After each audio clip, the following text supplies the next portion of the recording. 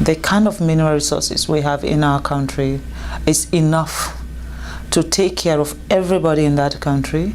We should not have a single poor person in Sierra Leone.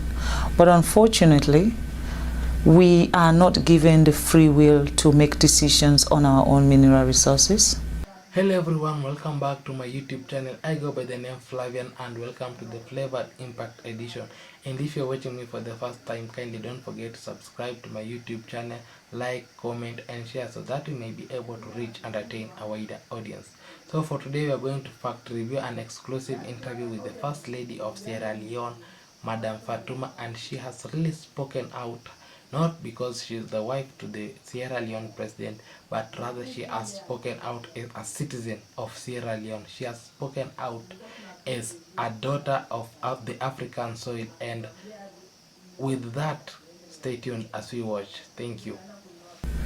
There's always Big Brother who decides, and when you fight and say, no, we are not going to do this, they use the system to stop you.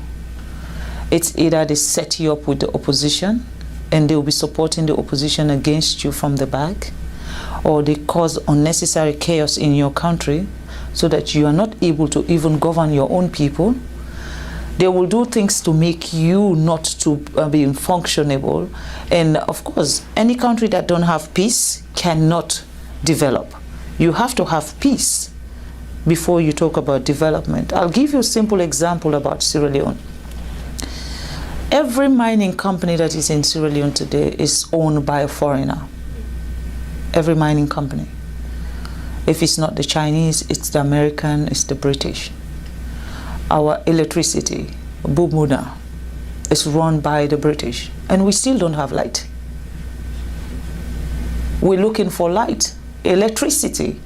If you don't have electricity, how can you talk about education? How can you talk about health facility? How can you talk about improving the infrastructure of your country? We don't have electricity. Now, do we actually even have proper water, pipe-borne water, so that our kids will not be sick? We don't have those facilities. Why? With all the minerals we have, there is a cap you put. Before my husband became the president of Sierra Leone was benefiting, they said, what's the word? 0.000.1%. What is that? Basically, a company can take as much as $100 million out of the country in terms of minerals, and then they can just give the country $10,000.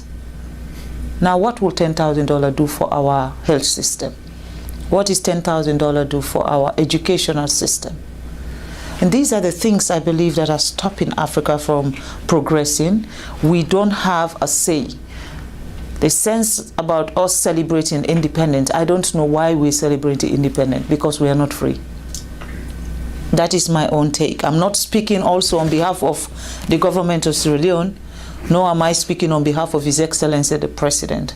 I am speaking as Fatima, as a citizen of a country who believes that things need to change. I join you in that sense. I'm Jesse, I'm a person. Fatima is a person. We agree. I see you. I value your perspective, and I want to find a way forward. Right? Neither of us likes the status quo. No. We see women and girls being oppressed. We see patriarchy stronger than ever. And we see colonial forces that persist without accountability. So it's one part to elucidate the problems that come from that. The many sequelae of extraction include inadequate remaining resources to develop as a state, to do all the things that people want to do for themselves. Provide education, provide health care. So I wonder, as we think just as true citizens of the world committed to a better humanity, where do we go from here? Do you have any practical ideas about where we might start? Or collective ideas that we might gain support for? I feel Africa, patriotism is very important. You have to love your country to want your country to be a better place. Patriotism, I think we have to have that sense of patriotism in our countries, and our leaders also should be subjected to that. You know, it is not only when you were talking about election and then everybody come out and celebrate, and after election, that's it. Accountability. Who accounts for what is happening? Who is the one who is changing the narrative of what is happening? Like I said, as a First Lady, I am not part of a government system. I am a wife of a president. So when I speak on behalf of the people, because I understand what the people are going through. At the end of the day, I'm not being paid salary, so, and I cannot be fired either. So that's the advantage. That's the advantage of being a First Lady. But I believe that for Africa, what is happening in Africa today, it needs to change, and it needs to change now. There is no time like now, because for Sierra Leone, we now have a president who believe that we cannot wait for other people to come and develop us. We cannot wait for another country to come and prescribe how our country should be run or what we need in our country. You know, this divide and rule, if you're close to China, we will not come to your country. If you're close to America, we will not come to your country. I mean, the fight that is between England, Europe, America, China, Russia is not a Sierra Leone fight. That's not our problem. We're fighting for our daily bread. We're looking to have education, just like America. We're looking to have good health facility, just like Europe. We're looking to have governance structure where one single person cannot be the dictator of a nation. That's what we're looking for. And in that process, we're going to be allies to everybody who wants us to grow. But if we now align ourselves with someone, and then this other person now feel offended that, oh, you know, I'm coming from China now. I flew in, I mean, I've gone around the world to get to Boston, you know. I went to China and then come here. Before here, I went to England and then flew into America. For me, I'm not restricted where I should go or who I should be talking to.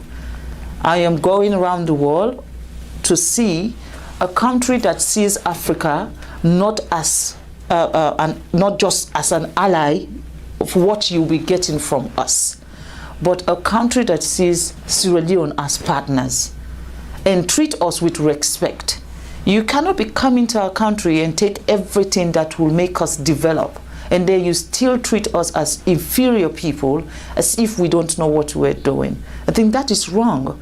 You know, we're looking for partners that value us. People that will come to our country and say, you know what, this country has suffered enough, they need to grow. We were once the atom of Africa.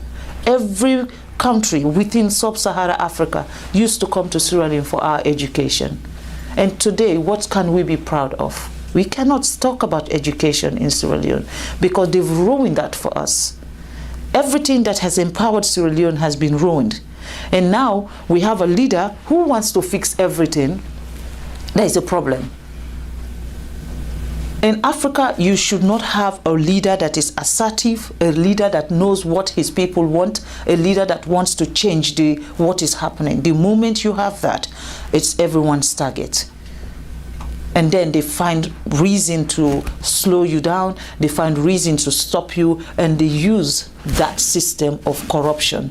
They use corrupt people, they use negative people, they use unpatriotic citizens to come after a government who is doing what is right for a system. I think we need to address those issues. Unfortunately, I don't know I'm very good at name calling, but at the moment, I don't know who I should be screaming at. Have been benefiting from this. So this has been a wake-up call, and we are really proud and glad. His Excellency Yoweri Kaguta Museveni, he has even condemned the fact that the raw materials has been coming out of his country to the other third world countries, and he has said no. Our African leaders have stood up and said that if you want to work with us, then let us be partners, not allies. When you have something, let us come, use and utilize our resources. Let us share the profits so that we may able to be dependent and not be depending on the third world countries on everything. With nothing much to say. I'm very thankful for your time watching this clip. Thank you for your love, thank you for your support. May we grow this channel, and may we share the link, comment, and don't forget to subscribe so that we may be able to reach and attain a wider audience. So see you on my next video, as we shall be discussing more on what has been trending or what has been happening lately in our African soil. Have a blessed time. May God bless you. Thank you.